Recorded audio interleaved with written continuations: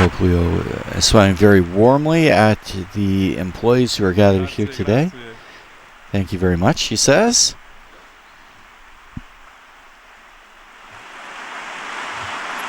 Pope Leo himself was a member of the Curia for just a couple of years, after spending a long time in Peru as the bishop of the missionary diocese of Chiclayo, and so has a great deal of familiarity with the people who work here at the Vatican. Gli applausi durano più del discorso, dovrò fare un discorso più lungo, allora state attenti. The Pope tells a bit of a joke. He says the longer the applause, the longer the speech. And begins, as always, with the sign of the cross and the liturgical greeting, peace be with you. And will now give his address to Vatican employees. Dear brothers and sisters, I'm happy to be able to greet all of you who form the working communities of the Roman Curia, the Governorate, and the Vicariate of Rome. I greet the heads of dicasteries and other superiors, the heads of offices, and all the officials, as well as the Vatican city authorities, managers, and employees. And I'm very pleased that several family members, the various family members, are also present, taking advantage of the fact that this audience is taking place on a Saturday. Our first meeting is certainly not the time to make programmatic speeches, but rather an opportunity for me to say thank you for the service you perform.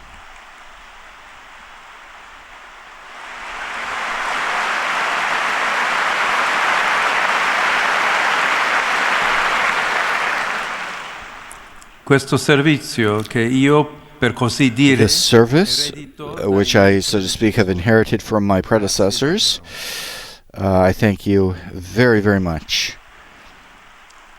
Sì, come sapete, yes, as you know, io sono arrivato solo 2 anni fa, I arrived only 2 years ago when the beloved Pope Francis named me as prefect of the dicastery for the bishops. At that point, I left the Diocese of Chiclayo in Peru and came to work here.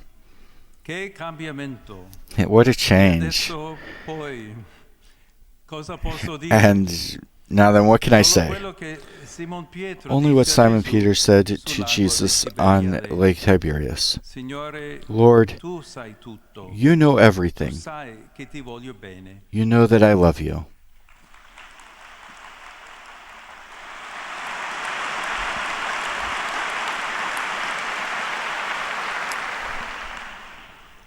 I papi passano, la curia rimane. The popes come and go, the curia remains. It gets a bit of a chuckle and a round of applause. This is true in every particular church. For the Episcopal Curia, it also applies to the Curia of the Bishop of Rome. The Curia is the institution that preserves and transmits the historical memory of a church, of the ministry of its bishops. This is very important. Memory is an essential element in a living organism. It's not only directed to the past, but nourishes the present and orients the future. Without memory, it loses its way. It loses its sense of direction. And so, dear friends, this is the first thought I'd like to share with you. Working in the Roman Curia means contributing to keeping the memory of the apostolic see alive, in the vital sense I just explained, so that the ministry of the Pope can be carried out in the best possible way. And by analogy, this can also be said of the services of the Vatican city-state. C'è poi un altro aspetto che desidero richiamare. Then there's another aspect I'd like to recall, which is complementary to the idea of memory, namely the missionary dimension of the Church, of the Curia, and of every institution linked to the Petrine ministry. Pope Francis insisted on this a great deal, consistently with the project set out in the Apostolic Exhortation Evangelii Gaudium. Pope Francis reformed the Roman Curia from the perspective of evangelization with the Apostolic Constitution Predicati Evangelium, following in the footsteps of his predecessors, especially St. Paul VI and St. John Paul II. As I think you are aware, the mission experience is part of my own life, and not only as a baptized person, as it is for all of us Christians, but because as an Augustinian religious, I was a missionary in Peru, and in the midst of the Peruvian people, my pastoral vocation matured. I can never thank the Lord enough for this gift. Then the call to serve the Church here in the Roman Curia was a new mission, which I've shared with you for these past 2 years. And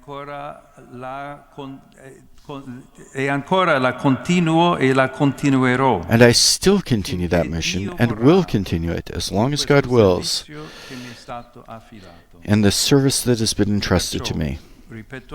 Therefore, I repeat to you what I said in my first greeting on the evening of May 8th. Together we must look for ways to be a missionary church, a church that builds bridges and encourages dialogue, a church ever open to welcoming with open arms all those who are in need of our charity, our presence, dialogue, and love. We must seek together.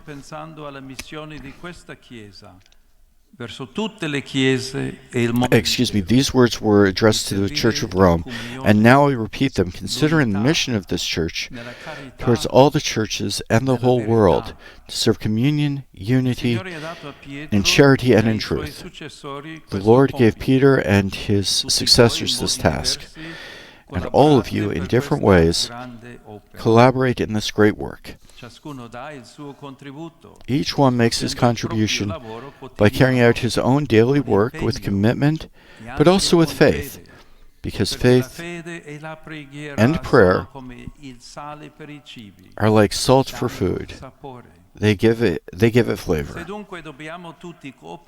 If, therefore, we must all cooperate in this great cause of unity and of love, let us try to do so, first of all, by our behavior in everyday situations, beginning in the workplace.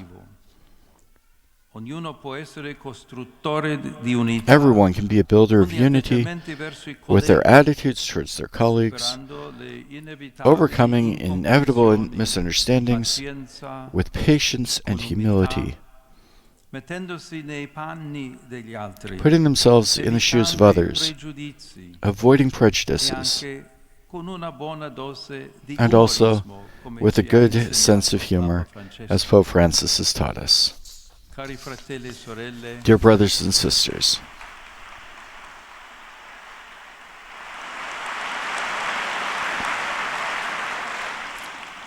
I thank you once again from the bottom of my heart. We are in the month of May. Let's invoke together the Virgin Mary, that she may bless the Roman Curia and Vatican City, and also your families, especially the children, the elderly, and the sick and suffering. Thank you.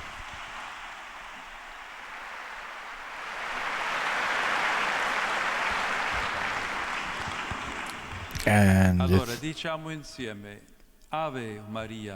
piena di grazia, il Signore è con te.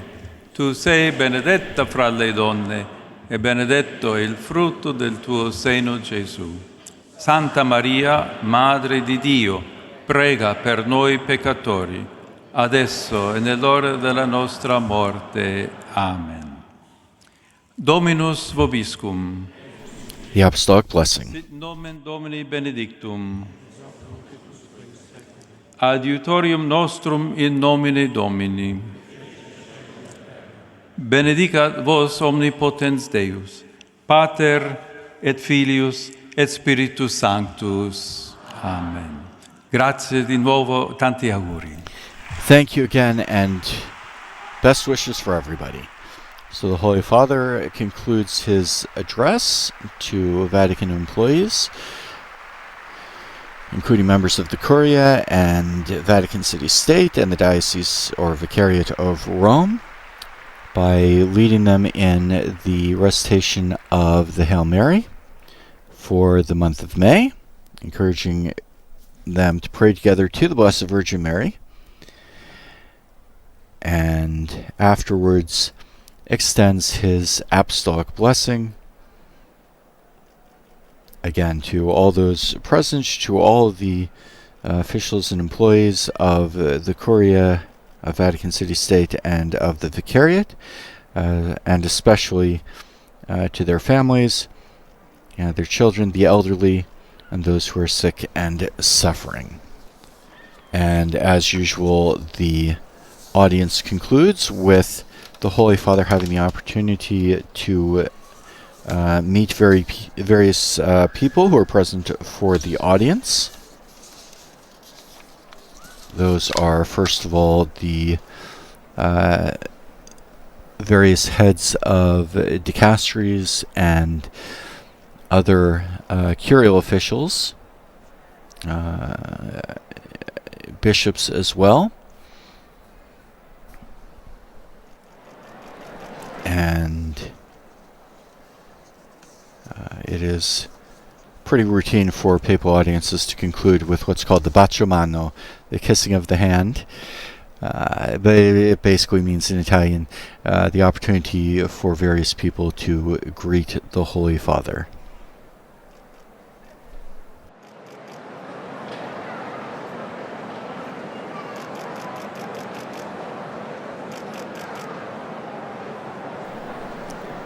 As we mentioned at the beginning of the broadcast, this is the new Pope's first opportunity to greet in a formal setting all of those people who are most closely linked with the work of the Pope and of the Bishop of Rome. And so this morning's audience was for the various officials of the Roman Curia and the employees of the Roman Curia, as well as employees of Vatican City State, of the Holy See, and of the Vicariate of Rome. As the Holy Father mentioned in his address, he himself was a member of the Roman Curia for the past couple of years, almost 2 years, as head of the dicastery for bishops. The prefects, of course, who are roughly equivalent to cabinet ministers in secular governments, have various charges. At the time, Pope Leo XIV was Cardinal Robert Francis Prevost, and his competence was anything that had to do with the bishops of the Catholic Church. But he mentioned that he was a member of this relatively small community now for the past couple of years, and had gotten to know already some of the various people in the Vatican and Holy See and Diocese of Rome administration. And they had gotten to know him a little bit too, as is pretty common with the heads of dicasteries and the various cardinals here. And so now he has his first opportunity as Leo XIV to meet with all of these close collaborators in a formal way. You mentioned too that it's customary for the Pope each year to meet with the various people who work in the Holy See, especially notably at Christmas time, where he has separate audiences for the leadership of the Roman Curia,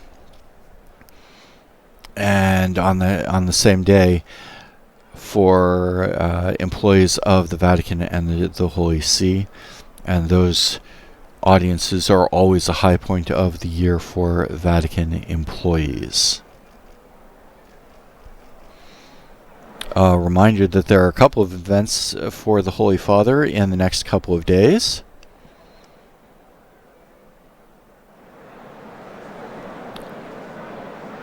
Tomorrow, that is Sunday, May 25th, the Holy Father will be giving his Regina Caeli, of course, as usual, leading the faithful in the recitation of the Marian antiphon for Eastertide, the Regina Caeli, at noon tomorrow in St. Peter's Square.